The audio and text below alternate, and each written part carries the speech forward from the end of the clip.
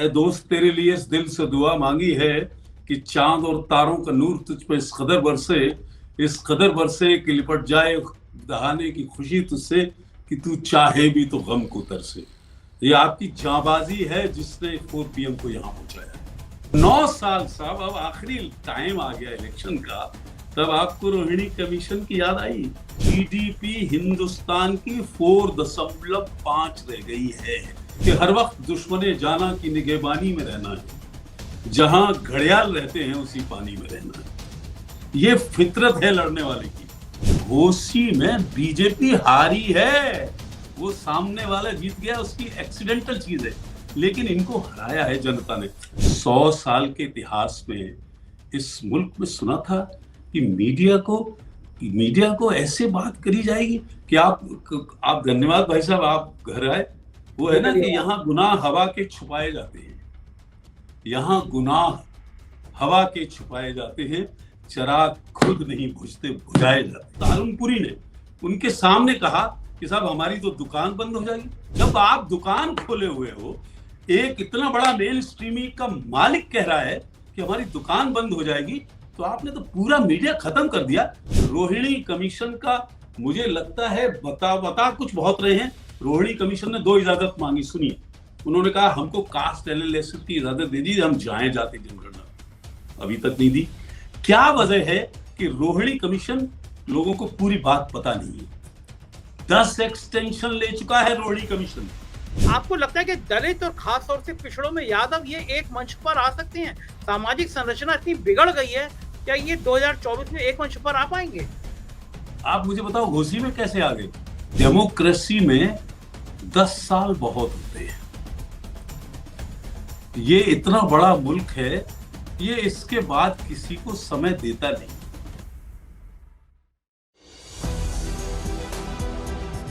नमस्कार, मैं हूं संजय शर्मा, आप देख रहे हैं 4PM न्यूज नेटवर्क। 2024 में क्या करें मोदी जी? हर बार एक ना एक पत्ता पिट जा रहा है। मेरे जोशी जी ने क्या कहा, मुझे तो लग रहा है उनकी बातें सही होती चली जा रही हैं कि प्रधानमंत्री जी के लिए दिन खराब हो रहे हैं और 6 सितंबर के बाद से तो दिन और खराब हो रहे हैं। नया नया दौर, G20 का सम्मेलन, भव्य तैयारी, सुधीर चौधरी से लेकर अंजना ओम कश्यप, रूपका लियाकत दिन रात चालीसा पढ़ रहे हैं मोदी जी का। गोदी मीडिया के चैनल दिन रात मोदी जी ने कर दिया, G20 इससे शानदार हुआ ही नहीं। सारे दुनिया के देशों के राष्ट्राध्यक्ष झुक गए प्रधानमंत्री के आगे। प्रधानमंत्री का डंका बज गया दुनिया में, ना भूतो ना भविष्यति।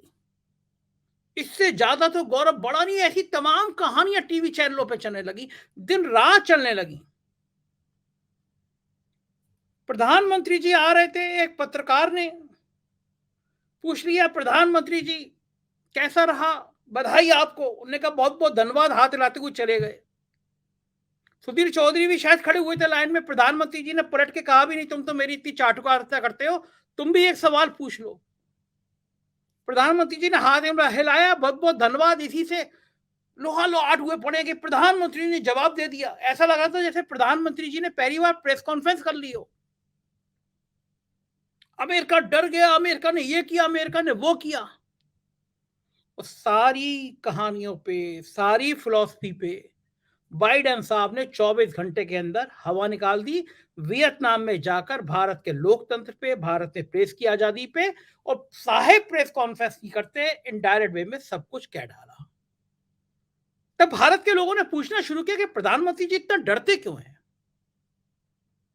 अरे खुद मत करो, अमेरिका को तो प्रेस कॉन्फ्रेंस कर लेने दो।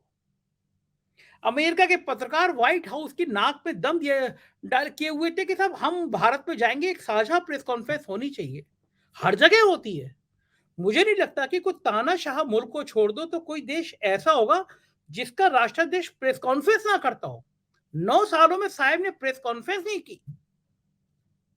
इंटरव्यू भी दिए तो उन लोगों को जो पूछे कि साहब आम काट के खाते हैं या चूस के खाते हैं, पर्स रखते हैं या नहीं रखते हैं, साहब आप इतनी मेहनत कैसे कर लेते हैं, ऐसे सवाल पूछने वालों को, चाटुकारों को तो कुछ इंटरव्यू दिए। क्या फिर तिहाड़ जेल की यात्रा कराए कुछ पत्रकारों को जो 100 करोड़ की रिश्वत मांगते हैं उनको इंटरव्यू दिए, लेकिन एक्चुअल में प्रेस कॉन्फ्रेंस करने की साहब हिम्मत नहीं जुटा पाए। अब साहब एक नई तरकीब लेकर आए हैं।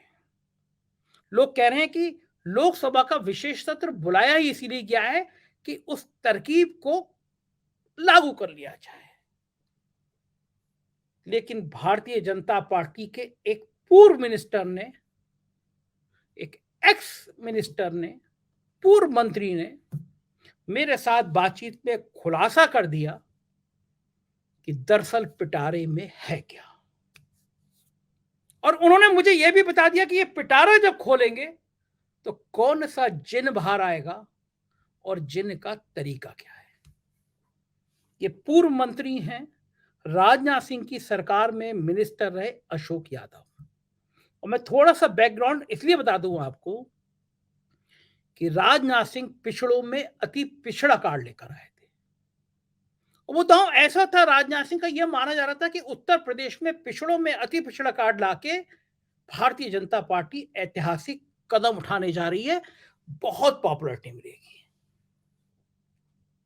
लगभग 400 करोड़ रुपए का एक कमीशन बनाया गया, कमीशन की आयोग की रिपोर्ट पे लागू किया गया। तब राजनाथ सिंह की सरकार में एक मिनिस्टर हुआ करते थे अशोक यादव, बहुत तेज तर्रार, बहुत फायर ब्रांड। एक बार तो हेलीकॉप्टर क्रैश कर गया, हेलीकॉप्टर से कूद गए। मुझे मेरे एक मित्र बता रहे थे कि हेलीकॉप्टर कंपनी ने मुआवजे के तौर पर ही लगभग 100 करोड़ रुपए दिए उन्हें। बहुत ताकतवर, बहुत योग, बहुत पढ़े लिखे, बहुत जानकारी रखने वाले। उन्होंने राजनाथ सिंह से कहा कि ये गलत कर रहे हैं आप, ये पिछड़ों में बंटवारा कर रहे हैं, ये नीति बहुत घातक होगी।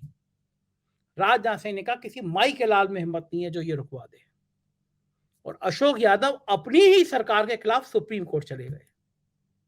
कहा कि साहब ये जो सिफारिशें लागू हो रही हैं ये पिछड़ों में अति पिछड़ा गलत है ये। और सुप्रीम कोर्ट ने उस पर स्टे दे दिया, यानी वो सारी सिफारिशें रोक दी गई। एक ऐतिहासिक फैसला था उत्तर प्रदेश की राजनीति में और पिछड़ों की राजनीति में। और उसके बाद अशोक यादव देश की पिछड़ों की राजनीति का एक बड़ा चेहरा बन गए। उनके लेख छपने लगे, दुनिया भर के लोग उनका इंटरव्यू करने लगे। और एक बार फिर भारतीय जनता पार्टी एक बड़ा पिछड़ा ट्रम्प कार्ड खेलने जा रही है। भारतीय जनता पार्टी को यकीन है, मोदी साहब को यकीन है, शाह साहब को यकीन है कि ये कार्ड चलेंगे तो 2024 की सत्ता मिल जाएगी। लेकिन इसी पूर्व मंत्री ने, जिसके तेवरों के चक्कर में भाजपा की फजीयत हुई, दोबारा मेरे साथ बातचीत करते हुए सारे राज खोल दिए। गुजारिश करूंगा पूरा इंटरव्यू सुनिए, बहुत काम की बातें समझ में आएंगी। मोदी साहब की, शाह साहब की और भाजपा की राजनीति समझ में आएगी। मोहन भागवत जी का खेल समझ में आएगा, 2024 का परिदृश्य समझ में आएगा। सीधे लेके चलता हूं अशोक यादव जी के पास, बात करते हैं उनसे। स्वागत है अशोक जी आपका 4 PM न्यूज नेटवर्क में। आप वो मिनिस्टर थे जिन्होंने अपनी ही सरकार के खिलाफ बगावत कर दी थी, और बगावत में इस मुद्दे पे कि पिछड़ों में अति पिछड़ा लाए थे राजनाथ सिंह। और माना जा रहा था भारतीय जनता पार्टी का ये ट्रम्प कार्ड है, क्योंकि देश में अब धर्म और जाति दो मुद्दे हैं जिस पर राजनीति होती है। और इस बार भी 2024 के चुनाव से पहले माना जा रहा है मंडल और कमंडल में जो भारी पड़ेगा सत्ता उसी को पास मिलेगी। तो मैं जानना चाहता हूं अशोक जी, इस माहौल में अब सामने आया है कि भारतीय जनता पार्टी अपना छुपा हुआ पूर्व का पत्ता निकालने जा रही है। एक रिपोर्ट है, जिस रिपोर्ट के सामने आने के बाद पिछड़ी जातियां भाजपा की तरफ आ जाएंगी, ये भाजपा को गुमान है। और जिस तरह बिहार में जातीय जनगणना का मुद्दा सामने आ रहा है, भाजपा मान रही है कि जो ये रिपोर्ट है, ये रिपोर्ट सब पर पानी फेर देगी। आपकी क्या प्रतिक्रिया है? पहले तो बहुत बहुत शुक्रिया संजय भाई। मेरी आपसे अब दोबारा तब मुलाकात हो रही है जब आपका चैनल बुलंदियां छू रहा है। और मुझे बहुत इस बात की खुशी है। और सबसे पहले तो मैं आपको उस बात की मुबारक, ठीक है, बहुत बड़ी बड़ी खुशियां दुश्वारियां भी लेके आती है कि ए दोस्त तेरे लिए इस दिल से दुआ मांगी है कि चांद और तारों का नूर तुझ पे इस कदर बरसे कि लिपट जाए दहाने की खुशी तुझसे कि तू चाहे भी तो गम को तरसे। ये आपकी जांबाजी है जिसने 4 PM को यहां पहुंचाया है। और आज मैं देखता हूं कमेंट, आपके प्रोग्राम देखता हूं, तो दुनिया का शायद कोई ऐसा बड़ा मुल्क नहीं बचा जहां आपके चाहने वाले मौजूद न हो। सबसे पहले मेरी मुबारक, दिली मुबारकबाद ये कबूल कर लीजिए। और मैं अपनी बात यहां से शुरू करना चाहता हूं कि हर वक्त दुश्मने जाना की निगहबानी में रहना है। हर वक्त ये आपका भी किरदार है, आप बहुत लड़ रहे हो।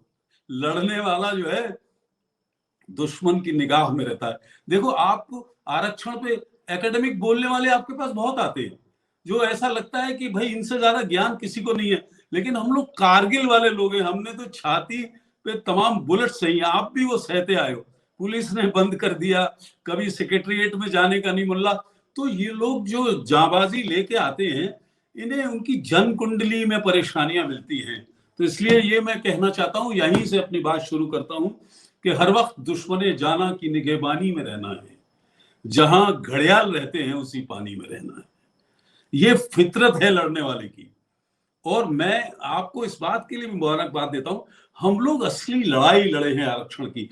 असल में वो किसी को देने का किस्सा नहीं है, ये मैं आपसे कहना चाहता हूं।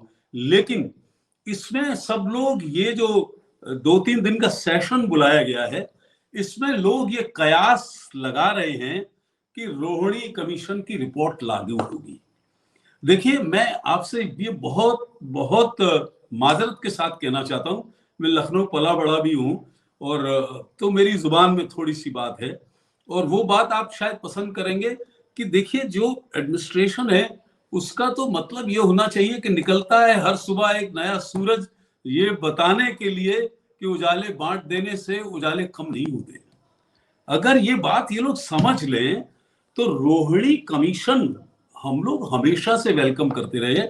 और लेकिन मैं आपको इसमें एक टेक्निकल दिक्कत बता रहा हूं, ये शायद किसी को ये पीछे देखने वाले लोग नहीं है।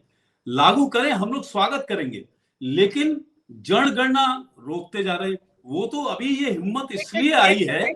जी एक सेकंड, पहले आप मेरे दर्शकों को थोड़ा सा समरी में समझा दीजिए कि रोहिणी कमीशन की रिपोर्ट है क्या, क्योंकि दर्शकों को पता नहीं है, सामान्य दर्शक है, वो बता दीजिए, फिर हमसे बात करें।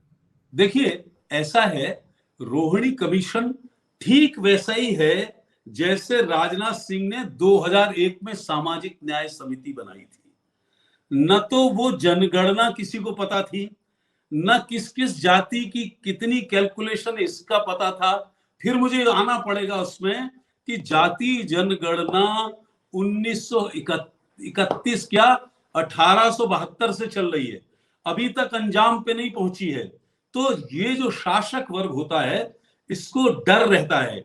अभी फिर डर 1931 में एसी टर्नर ने करी, फिर वर्ल्ड वार आ गया, फिर हो गई, फिर रुक गई। तो जाति जनगणना नहीं होगी जब तक पूरी कैलकुलेटिवली, तो आप अंदाजा तय कैसे करेंगे कि किसको कितना आरक्षण देना चाहिए। इसी में यही लूपहोल था, ये है कि 1.5 करोड़ सर्विसेज हैं, उसको कैसे बंटवारा हो। वैसे कोई सर्विस नहीं है, 4-4, 5-5 साल में वैकेंसीज आ रही है, नौकरियां कम रह गई हैं। ये तो एक मुद्दा छूटा, दूसरे में लोग उलझ जाएं, कुछ कमी कर। भाई एक बात मुझे बता दिए, यही सेम रिपोर्ट, यही सेम आरक्षण भाई ये हुआ कि पिछड़े वर्गों को मंडल कमीशन 90 में लागू हुआ, ठीक है, विश्वनाथ प्रताप सिंह ने लागू किया, अर्जुन सिंह ने भी लागू किया था। वो डायरेक्ट वो जातियां नहीं थी आरक्षण की, उन्होंने बहुत बड़ी कुर्बानी करी। तो मंडल को दबाने के लिए तो कमंडल आया था भाई, मंडल को दबाने के लिए। तो मंडल बहुत बड़ी चीज है, आरक्षण बहुत बड़ी चीज है, पिछड़ा वर्ग बहुत बड़ी चीज है। 60% है मिनिमम पिछड़ा वर्ग। तो पिछड़ा वर्ग को वो वर्गों में बांटना चाहते हैं, किसी को कोई एतराज नहीं, जिसे नहीं मिला उसको दे दो किसी को, लेकिन नियत नहीं है। अगर नियत, देखिए यही आरक्षण, आपको ध्यान होगा एक एक बात, राजनाथ सिंह ने यही तो बनाया था, यही बनाया तो सुप्रीम कोर्ट में चैलेंज हो गया। सेम चीज है वो जो राजनाथ सिंह ने किया। एक सेकंड, आप राजनाथ सिंह सरकार में आप मंत्री थे और सुप्रीम कोर्ट आप ही गए थे, आप ही ने चैलेंज किया था। मैं गया था और मैं इस बात के लिए गया था। एक सेकंड वो घटना बताइए, हुआ क्या था जब आप मंत्री थे, राजनाथ मुख्यमंत्री थे, तो वो घटना क्या हुई थी, जरा वो भी बताइए। वो ये हुआ कि उन्होंने कहा कि भाई हम पिछड़े वर्गों को आरक्षण देंगे, सामाजिक न्याय समिति बनाई साहब, उसमें 380 करोड़ रुपया खर्च किया और जातियों का विभाजन कर दिया, और जो पिछड़ा वर्ग कमीशन था उसको पूछा ही नहीं। इंटाइटलमेंट उसका था जाति जनगणना का, उसको पूछा नहीं, आपने घर में बैठ के बना दिया और 95,000 वैकेंसीज क्रिएट कर दी। तो उसमें एनोमलीज, मेरे साथ पहले 40 मिनिस्टर्स थे उस लड़ाई को लड़ने के लिए, अलग अलग इन लोगों ने, कुर्मी थे, लोध थे, विनय कटियार थे, ओम प्रकाश सिंह थे, सब मेरे साथ थे। लेकिन धीरे धीरे उन लोगों ने क्या किया, मैं अकेला रह गया। और मैंने कहा राजनाथ सिंह के, या मुझे क्लियरिटी बताओ आप, या बेगम हजरत महल पार्क में मैं बात करूं तब करोगे या बैठ के कंध कर। उन्होंने क्लियरिटी नहीं थी उनके, और वो चैलेंज करने लगे कि है कोई माई का लाल जो इसको रोक कर दिखाए या कुछ करके। उसमें बंटवारे की नीयत साफ नहीं थी। बंटवारे की जब नीयत साफ नहीं थी तो मैं सुप्रीम कोर्ट गया अपनी सरकार के खिलाफ। आप समझो कितनी तकलीफ हुई होगी मेरे लोग। ऐसा नहीं था, मैं अगर नहीं जाता तो पिछड़े वर्गों का तो बहुत सत्यानाश हो जाता। उस वक्त में गया 2001 में, और बारूचा साहब चीफ जस्टिस थे, और वहां पर बहुत बहस चली इसमें, मेरे खिलाफ तमाम मुकदमे करे सरकार ने ताकि मैं डिमोरलाइज हो जाऊं। उसमें चीफ जस्टिस ने बहुत बहस के बाद उन्होंने एक दो बार यह भी कहा कि भाई इसमें 95,000 वैकेंसी निकाल दी उत्तर प्रदेश ने, अब इसको कैसे रोका जाए। बहुत बहस चली। जब उन्होंने कहा कि ये इसका पर्पस क्या है, तब उन्हें लगा कि इसमें तो भाई बहुत झंझट है, ये तो कोई बात क्लियरिटी से कर नहीं रहे। इन्होंने जनगणना घर में कर ली, इन्होंने सामाजिक न्याय समिति घर में बना ली, तो आप किस तरीके से कहते कि इसमें रोहिणी कमीशन में तमाम लूप होल हैं। अगर नीयत साफ हो तो हम स्वागत करते हैं, लेकिन ये वैसा ही केस है। और एक बात मुझे बताइए संजय जी, एक सिमिलर केस जब सुप्रीम कोर्ट एक बार स्टे कर चुका है, ये किसी को नहीं पता है, और एक केस कॉन्स्टिट्यूशनल बेंच में मिनिमम 3 जजेस होते, बारूचा साहब चीफ जस्टिस थे और 2 और जजेस थे, उन्होंने रोक दिया और कहा उत्तर प्रदेश की सरकार से कि हमको लिखित दीजिए कि आप इस तरीके की नादानी दोबारा नहीं करेंगे, और ये कोई वैकेंसी इस आधार पे नहीं निकालेंगे, कोई अपॉइंटमेंट नहीं करेंगे। तो आप सोचिए, सेम केस है, और 140 आर्टिकल कहता है कॉन्स्टिट्यूशन का। मैं लॉ ग्रेजुएट भी हूं, इलाहाबाद यूनिवर्सिटी का लॉ ग्रेजुएट हूं, मुझे कानून का भी पता है। एक केस, सिमिलर केस रिजर्वेशन का, जब सुप्रीम कोर्ट की कॉन्स्टिट्यूशनल बेंच उसे रिजेक्ट कर चुकी है, तो ये सेम पैटर्न पर है। ये रोहिणी कमीशन, जाति जनगणना आप होने नहीं दे रहे, कास्ट एनालिसिस आप हो नहीं दे रहे, फिर बाद में कोई कहेगा कि साहब ये हुआ नहीं, इसमें एनोमली है, तो कहते हैं हमने तो करा था, सुप्रीम कोर्ट ने रोक दिया। इसमें मुझे ये डर लग रहा है और ये नियत लग रही है, और मुझे ये लगता है कि ये बात कहीं तक वो, और फिर देखिए हम लोग लड़ने वाले हैं। हार तब होती है जब मान लिया जाता है, और जीत तब होती है जब ठान लिया जाता है। नियत ठीक हो संजय जी तो हम लोग स्वागत करेंगे। नियत ठीक कैसे होगी? जब जाति जनगणना हो जाएगी। उससे पहले हाफ प्राइड आप क्यों करना चाहते हैं? ये बात मेरी है। और ये आरक्षण जो है, तब ईमानदारी, हम हर बात के लिए तैयार हैं, लेकिन आप अपनी नियत तो साफ करिए। और 9 साल साहब, अब आखिरी टाइम आ गया इलेक्शन का, तब आपको रोहिणी कमीशन की याद आई। 10 एक्सटेंशन दे चुके हैं आप इसे। अगर आपकी नियत साफ है तो 9 साल बाद और जीडीपी कहां घट गई। मैं 1 मिनट आपका 2 चीजों के लिए और लेना चाह रहा हूं। ये ध्यान भटकाने की बात लग रही है मुझे हमारी। आपको शायद मैं इतिहास में ले जाना पड़ेगा मुझे। हम चंद्रगुप्त मौर्य के जमाने में हमारी 24% जीडीपी थी संजय भाई, और ये बहुत गाली दी जाती है, हिंदू मुसलमान किया जाता है। अकबर के जमाने में हमारी जीडीपी 26% थी। 700 वर्ष पहले की बात कर रहा हूं मैं। अकबर गंगा का पानी मंगा के पीता था रोज सोरों से।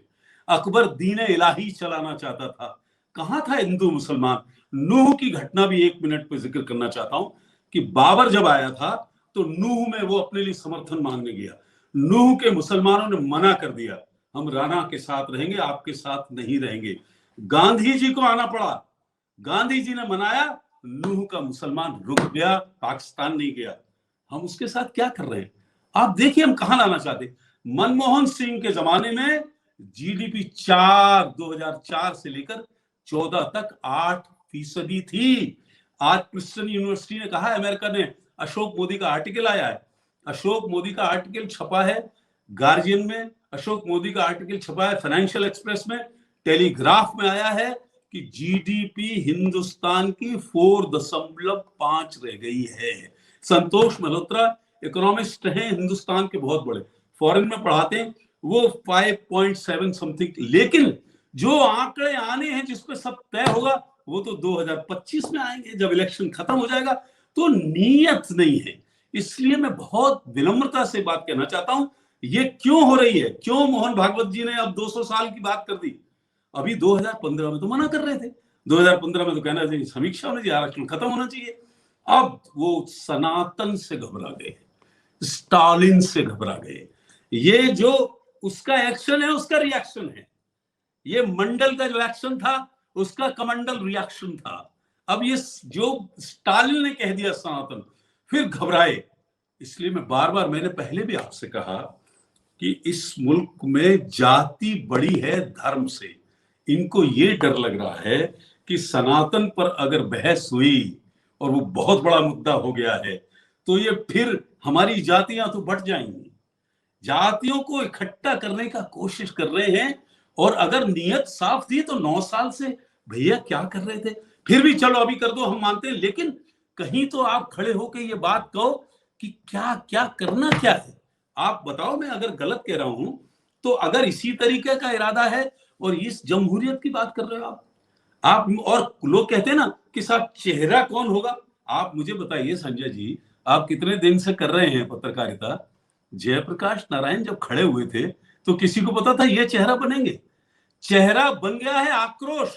घोसी में क्या हुआ मुझे आप बताओ, घोसी में आक्रोश हुआ ना, कहां गया चेहरा, कहां गया सब कुछ, सब तोड़ के रख दिया। उसमें मैं एक और बात कहना चाहता हूं, घोसी में बीजेपी हारी है, वो सामने वाला जीत गया, उसकी एक्सीडेंटल चीज है, लेकिन इनको हराया है जनता ने। अब उन सब गड्ढों को भरने के लिए आप मुझे बताइए संजय जी, सियासत विचार से होगी कि उम्र से होगी? और जो सबसे ऊपर बैठे उनकी कोई उम्र नहीं पूछ रहा। तो आप सिपाही भर्ती कर रहे हैं कि इतने बजे पे भर्ती हो गए, इतनी उम्र पे, इतने बजे से रिटायर हो गए। सियासत विचार से होगी यार। संजय जी बताइए, मैं गलत कह रहा हूं? सियासत में उम्र का क्या ताल्लुक है? और फिर एक छोटी सी बात सुनता हूं, और बहुत ये भी इंटरनेशनल हिस्ट्री की बात है। जब वेटिकन ने, देखिए पूरी दुनिया में जो सबसे बड़ा समाज है वो ईसाइयों का समाज है, दूसरा समाज है मुसलमानों का समाज है, तीसरे समाज में और सब लोग आते हैं। जब ईसाइयत ने, वेटिकन में 1000 लोग रहते हैं, लेकिन वो दुनिया के ईसाइयों के लिए कानून तय करते हैं। वेटिकन ने ये कह दिया कि भाई ये जो दुनिया दिख रही है ये तो यार चपटी है, सबने मान लिया। गैलीलियो ने कहा कि नहीं, दुनिया गोल है, उन्होंने तुरंत उसे जेल में बंद करा। तो वेटिकन के पोप से पूछा कि यार ये तो बहुत बड़ा साइंटिस्ट है, इसे बंद क्यों कर दिया? बोले नहीं, इसलिए बंद नहीं किया, हमारी भी हमदर्दी है। अगर हमारा एक कानून बनाया हुआ नियम गिर गया तो हो सकता है हमारी पूरी क्रिश्चियनिटी गिर जाए और लोग खोदने लगे कि हम तो पूरे जड़ से आसमान तक गलत थे।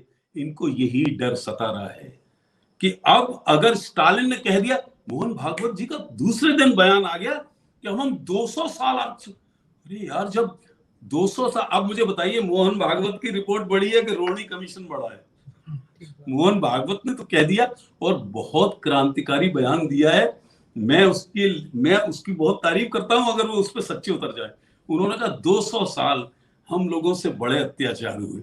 तो आपने मान लिया ना कि अत्याचार हुए, आपकी दी हुई रोटी नीचे पहुंची नहीं, तो इस पर कहां तक आप टिकेंगे? अब मोहन भगवत मोहन पे टिके रहना है या आगे कहीं बात करनी है? आप मुझे बताओ। अटल जी ने पहले समय, देखिए एक बात के लिए, और आपके एक और मैं कहना चाहता हूं बहुत इंपॉर्टेंट बात, ये आप लोगों के लिए बहुत जरूरी, और यूट्यूबर्स क्यों आज आसमान छू रहे हैं। जो मीडिया का सबसे बड़ा महकमा बनता था, जो सबसे बड़ा ऑर्गेनाइजेशन बनना था अरुण सूरी साहब, उन्होंने तो प्राइम मिनिस्टर के सामने कह दिया कि हमारी दुकान नहीं चलेगी, आपकी अगर मर्जी नहीं होगी।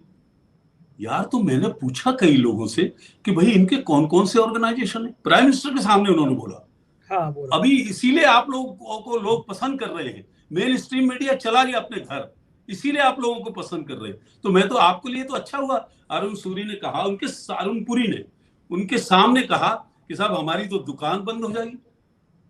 और ये तो हमने पता किया इनके कौन कौन से ऑर्गेनाइजेशन है, कि साहब इनका इंडिया टुडे मैगजीन है, इनका आज तक का चैनल है, और इनका लल्लन टॉप भी है। तो आपने तो सब बंद कर दिए। हम लोग ट्रेन से सफर करते थे तो मैगजीनें मंगाते थे, उसमें इंडिया टुडे, अब हमने मंगाना छोड़ दिया।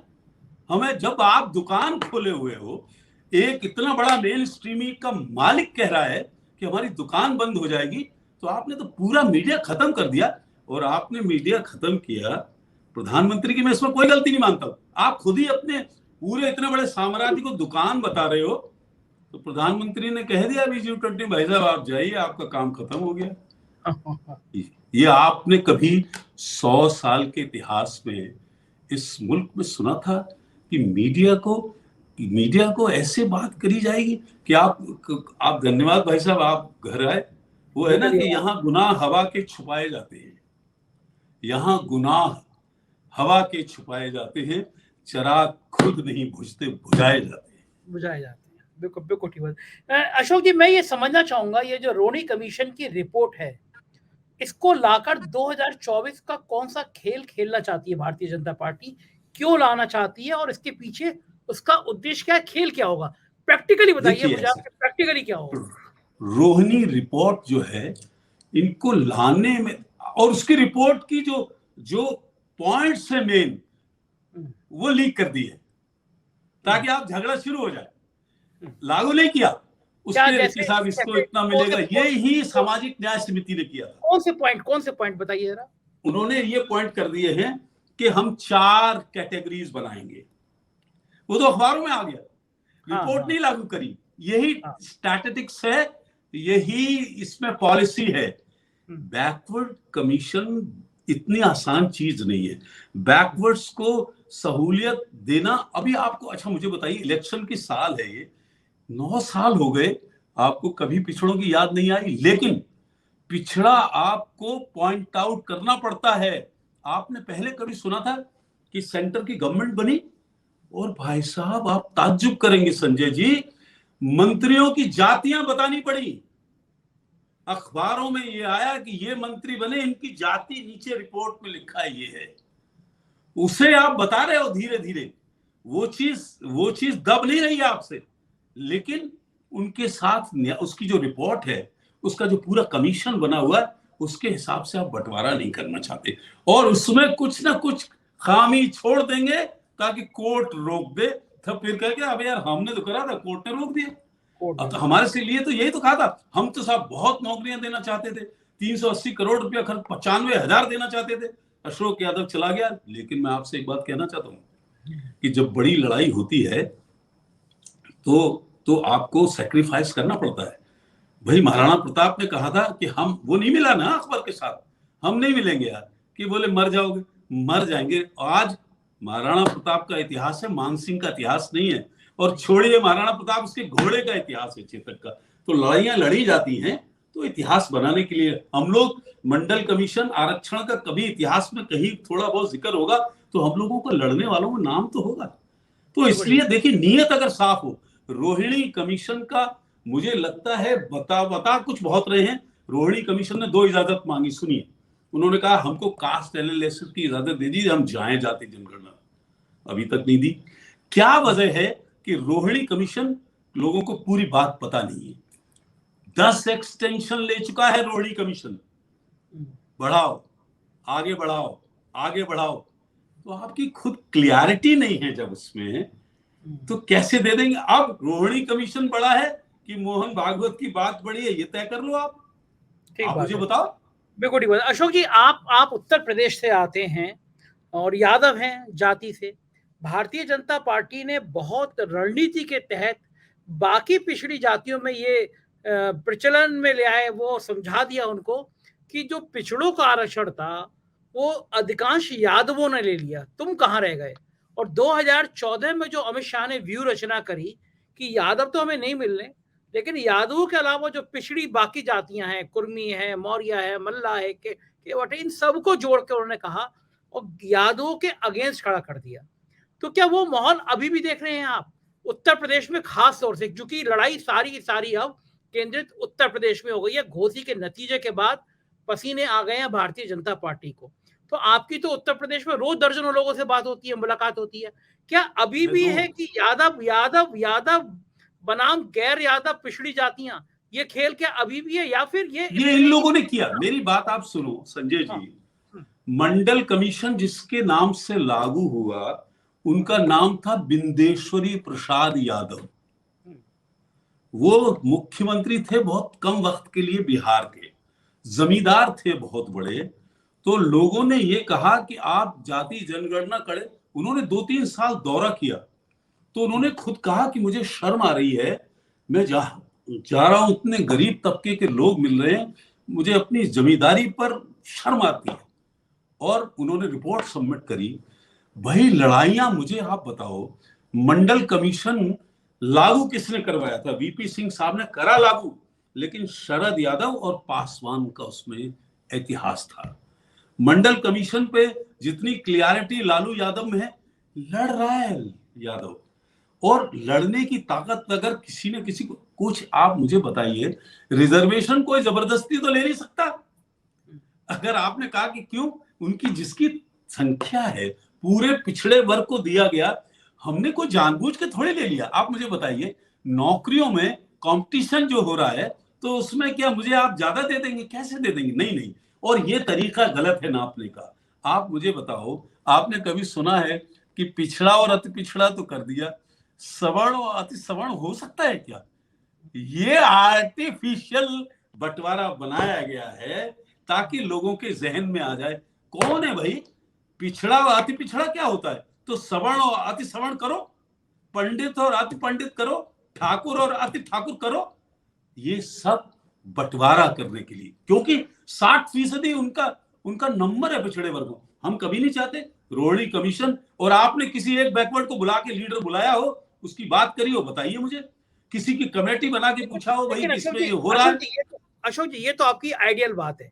प्रैक्टिकल बात यह कि 2014 के बाद भाजपा की जीत का कारण यह है कि यादव बनाम गैर पिछड़ी जातियां, गैर पिछड़ी जातियों का बड़ा समूह भाजपा के साथ खड़ा हो गया, यादवों के विरोध में खड़ा हो गया। कुर्मी है, मौर्य है, बड़ी जातियां जो भाजपा के साथ चली गई। तो अगर ये मुद्दा उठता है, सनातन पे बहस आगे बढ़ती है। मैं तो हैरान था, स्वामी प्रसाद मौर्य का जो बयान था, ढोर गवार सऊद पशु नारी, लोग कहते थे इसके बाद एक वोट नहीं मिलेगा ऊंची जाति का और बाकी लोग भी पिछड़ जाएंगे। तो अगर ये सनातन पे लड़ाई बढ़ती है तो जो भाजपा का जातीय संतुलन है, जो यादवों के मुकाबले गैर पिछड़ी जातियां अपने संग करना, क्या उस संतुलन में कुछ गड़बड़ होगा? बाकी सब जातियां यादवों के साथ इकट्ठी होंगी, फिर 2024 का संग्राम क्या होगा? देखिए, ऐसा है, ऐसा नहीं है कि याद, अगर गांव का जो ताना बाना है वो खिलाफ नहीं है। इन्होंने बातचीत में, आप अकेला यादव को मत जोड़िए, उन्होंने 2 बड़ी बड़ी जातियां जोड़ दी। उन्होंने कहा जाटव को भी हटाओ इसमें से, यादव को भी हटाओ। जो जातियां, संजय भाई अब मैं प्रैक्टिकल बात कर रहा हूं, छोड़िए, जो जातियां अपना मुख्यमंत्री देख चुकी हैं, वो छोटे मोटे आदमी से दब जाएंगे क्या? भाई जाटव भी देख चुके, उत्तर प्रदेश ही छोड़ ले लीजिए, चलिए छोड़ी पूरा मुल्क, जाटव भी देख चुके 2-3 बार अपना मुख्यमंत्री, यादव भी देख चुके, जाट अपना प्राइम मिनिस्टर देख चुका। तो इसे छोटे मोटे सौदे में आप बार्गेन कर सकते हो क्या? उन्हें लड़ने की ताकत मिली है, उन्होंने लड़ाइयां लड़ी हैं, वो खेतीहर जातियां हैं। और भाई एक बात बताओ, कोई जाति आप उसे दुश्मन इसलिए बनाना चाहते हो कि वो आपके साथ खड़ी इसलिए नहीं होती कि वो टकरा जाती है। ये 700 किसान मर गए जाटों के। आप मुझे बताओ, यशपाल मलिक साहब जो हैं, वो तो गवर्नर रहे, वो बोल रहे हैं ना खुल के, दमदारी से बोल रहे हैं। आपका यूट्यूब चैनल है, आप रोज 4 प्रोग्राम ऐसे करते हो। जो दमदारी दिखाएगा वो निशाने पर आएगा, जो ताकत दिखाएगा लड़ने की, आप और किसी को बुला लो लड़ने के लिए, कोई बुला लो आप। तो सवाल ये नहीं है, जो जातियां लड़ती हुई दिखाई देंगी उसको उन्होंने पीछे करना है। जाट अपना मुख्यमंत्री देख चुका, प्रधानमंत्री देख चुका, यादव अपने बहुत से चीफ मिनिस्टर देख चुके, एक जमाने में 1 दर्जन से। उसको आप लॉलीपॉप देके नहीं समझा सकते। जाटव अंबेडकर के जमाने से बहुत कुछ देख चुका, संविधान के निर्माता को, मायावती को बहुत मौका मिला, तो उसको आप छोटी मोटी चीज देके, इसलिए उनको पहले एक्सक्लूड करना चाहते हैं। ये उनकी नीयत है टोटल, इसीलिए जाति जनगणना, क्योंकि वो उनके साथ नहीं खड़ा है, लेकिन क्योंकि अशोक जी उसने तो देख चुका है बहुत। गांव में जाके समझाते हैं, पन्ना प्रमुख समझाता है कि भाई यादव गांव में लठ मारता है तुम लोगों को, यादव छोटी जातियों को, मौर्य को, कश्यप को लठ मारता है, वो फाइटर कौम है। तो वो जो बाकी जातियों को लगता है कि हक तो यादवों ने ले लिया, मलट हम खा रहे हैं। यही सेम चीज जाटवों में हुई। जाटव को लगता है कि यादव प्रभावशाली है, ताकतवर है, हम पिस जाएंगे। आपको लगता है कि दलित और खास तौर से पिछड़ों में यादव ये एक मंच पर आ सकते हैं? सामाजिक संरचना इतनी बिगड़ गई है, क्या ये 2024 में एक मंच पर आ पाएंगे? आप मुझे बताओ घोसी में कैसे आ गए? अरे आप भाई आप बताओ मुझे, वो आपके दोस्त हैं, आप कभी कभी कह देते हैं, वो घोसी में कैसे आ गए? घोसी में छोटा मोटा नहीं हुआ है, घोसी में ठाकुर ने भी वोट दिया है बीजेपी को हराने के लिए, घोसी में दलित ने भी, क्योंकि मायावती किसके साथ है ये किसी से छुपा नहीं है। अब ओवैसी किसके साथ है ये किसी से छुपा नहीं है, केसीआर क्या कर रहे हैं ये किसी से छुपा नहीं है। इसलिए मैं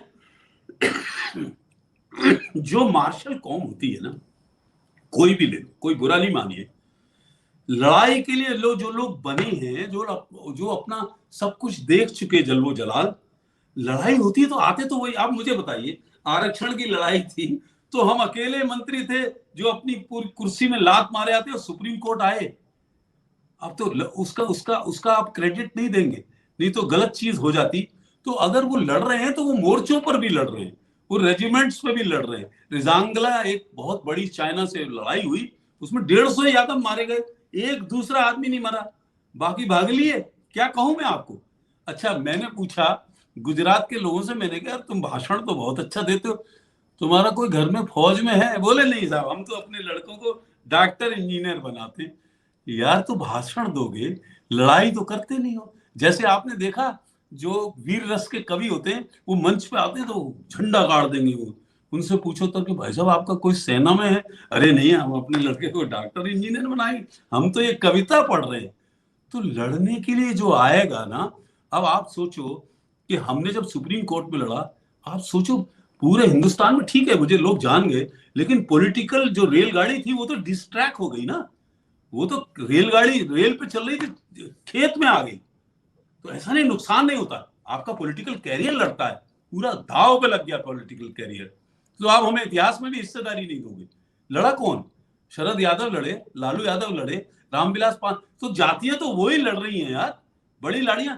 कुछ अगर उनके लोग पढ़ लिख गए तो इसमें ऐतराज है।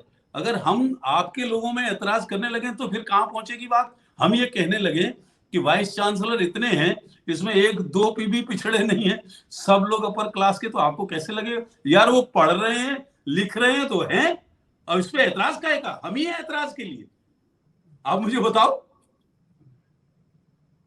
भाई, पत्रकार हैं सब अपर कास्ट से, वो पढ़ लिख रहे हैं यार, और किसी ने कुछ छोड़ा नहीं है उनके लिए। और मैं कहने लोगों नहीं साहब आप देखिए, आप लोगों ने सब जगह घेर ली। ये तो जबरदस्ती का किस्सा है, उसने कितनी कुर्बानी दी। आपने बड़ी सफाई के साथ कह दिया, और ये आरोप लगता भी है कि मीडिया में अधिकांश जगह पे ब्राह्मणों का कब्जा है। अखबार के संपादक ब्राह्मण है, पत्रकार संपादक ब्राह्मण है, सब 70, 80, 90% यार वो पढ़ रहे हैं, वो पूरी जान लगा रहे हैं, उन्हें पता है अब मैं इसका दुख बनाऊं तो ये बेवकूफी की बात है ना। लेकिन अशोक जी कुछ और भी कारण होगा, ऐसा नहीं है कि बाकी लोग पढ़ते नहीं है, कुछ और भी कारण, खेल तो होगा, ऊंची जातियों ने खेल तो देखिए किए हैं। ऐसा है, मुझे मैंने एक कास्ट से बहुत पढ़े लिखे आदमी, मैंने एक कास्ट से पूछा कि भाई क्या ये तुम लोग क्यों इतने आईएएस? बोले हमारे पास जमीन थोड़ी है, हमारे पास और कोई साधन, हम ये नहीं करेंगे तो करेंगे क्या। ऐसे ही मैं ब्राह्मणों से पूछता हूँ, मैंने कहा यार तुम लोग सब बड़े बड़े पत्रकार हो क्या? बोले हमारा ज्यादा ध्यान जाता नहीं उसमें, हम ये ऊपर की बुद्धि पर ये सारा तेल लगाते तो हम आ जाते। कोई एतराज की बात नहीं है, कोई दिक्कत नहीं है। और मैं पिन पॉइंट करने लगूं तो ये बेवकूफी की बात है। टैलेंट को आप डिनाई नहीं कर सकते हो, योद्धा को आप डिनाई नहीं कर सकते हो। अशोक जी आखिरी सवाल, 2024, चूंकि आप राजनीति में इतना पूरी जिंदगी आपने खपाई है, मतलब मुझे नहीं लगता कि इतना कोई ज्यादा संघर्षशील आदमी रहा होगा। आखिरी सवाल, 2024 में आप देश की तस्वीर क्या देखते हैं? किसकी सरकार, किसको कितनी सीट, क्या गठबंधन, पूरी तस्वीर आप क्या दिखती है 2024 की? देखिए संजय जी, मैं आपसे बहुत पूरी माफी के साथ कहना चाहता हूं कि डेमोक्रेसी में 10 साल बहुत होते हैं। ये इतना बड़ा मुल्क है, ये इसके बाद किसी को समय देता नहीं है। 10 साल में आपने जो कुछ करा, अब वो आप 10वीं साल में जो जो कर रहे हो, वो भी तो इसीलिए कर रहे हो कि किसी तरह से आ जाए हिंदुस्तान में। अब वो आपको क्या बताऊं, वो जो जवान पिक्चर है उसमें इतने सवाल खड़े कर दिए हैं। और मुझे मैं शाहरुख का नाम नहीं ले रहा हूं, ऐसा कुछ नहीं, वो फिल्म वाले हैं, पैसे लेके कुछ भी करें, लेकिन उन्होंने जो बात कह दी, उसने कहा ये उंगली पे जो निशान है मेरी जान, ये सोच समझ के लगवाना, वो क्या क्या तुम्हारे लिए करेंगे। अजीब लड़कों में पागलपन है जिसे हम अपनी बात नहीं समझा रहे, आप और हम मिलके नहीं समझा पा रहे, वो फिल्म ने समझा दी। ऐसी सड़क पे उसके लिए क्रांति मची हुई है कि साहब से ये तो बहुत अच्छी अवेयरनेस, लड़कों को नौकरी नहीं है, कोई और बात नहीं है, और जो कुछ आपने कहा वो आप एग्जीक्यूट नहीं कर पाए। कहां पर स्टेट्स में तो आप हार रहे हो ना। अच्छा मुझे आप ये बता दो कि कौन सा स्टेट है अभी जो 3-4 इलेक्शन होने, कहां पे आपने सुना है कि बीजेपी जीत रही है? मुझे एक जगह बता दीजिए। हालत तो खराब है, ये बात तो सही है, हालत तो तो फिर तो जब ये सब आपके सामने देख के सब जगह हार रही है, तो इसी को तो मिलके हिंदुस्तान बनेगा। कर्नाटक में ये लगता था पता नहीं क्या हो जाएगा, हार गए ना। हिमाचल, अरे हम तो कभी यहां हार गए ना। और अभी ये छत्तीसगढ़, सब लोग कह रहे हैं कि वो जीत रहे हैं साहब, बघेल साहब। मध्य प्रदेश साहब, वो वहां बीजेपी हार रही है साहब। गहलोत जहां 5 साल वो कहते थे, तो वसुंधरा राजे कारण बने या कोई बने, अभी जो सामने मुझे 3-4 इलेक्शन दिख रहे हैं, आपको भी दिख रहे होंगे, मुझे आप ऐसी जगह बता दो कि जिसमें सरकार वाले लोग जीत रहे हों, तो यही तो मिलके सारा हिंदुस्तान बना देंगे। मुझे लगता है कि रोटी पलटी जाएगी, बिल्कुल सही बात है। रोटी आप पलटी जाएगी, ये ऐसा लगता है। बिल्कुल, शुक्रिया अशोक जी, आपने अपना कीमती समय दिया, बहुत मजा आया आपसे बात करके, बहुत जानकारी मिली। हम लोग फिर आपके संपर्क में रहेंगे। बहुत धन्यवाद। बहुत आपका शुक्रिया, बहुत बहुत धन्यवाद। दोबारा आप 4 PM को बहुत बहुत धन्यवाद। तो ये थे अशोक यादव जी। आपने सुना कि रोनी कमीशन के नाम पर भाजपा क्या खेल खेलना चाहती है और दरअसल इस खेल का अंजाम क्या होगा। आपने ये भी सुना कि किस तरह भाजपा ने और मोहन भागवत ने एक गेम प्लान तय किया कि किस तरह ये भावनाएं भड़कानी है और फिर कुछ कमियां छोड़ देनी है। अब राजनेता ऐसे ही करते हैं। मुझको यकीन है कि आपको ये बातचीत पसंद आई होगी। अनुरोध है कि कमेंट जरूर दें, अपनी राय लिखकर भेजें, मुझे पता चले कि आपको ये वीडियो कैसा लगा। हमारी राज्यों की खबरें देखना हो तो 4 PM यूपी, बिहार, गुजरात, महाराष्ट्र, कर्नाटक, उन्हें भी देखिएगा। और एक रिक्वेस्ट और है, रोज 7:30 बजे हम दिन भर की खबरों का एक नया शो शुरू किया है, बुलेटिन दिन भर की खबरों का सार, उसे जरूर देखिएगा। शुक्रिया, थैंक यू।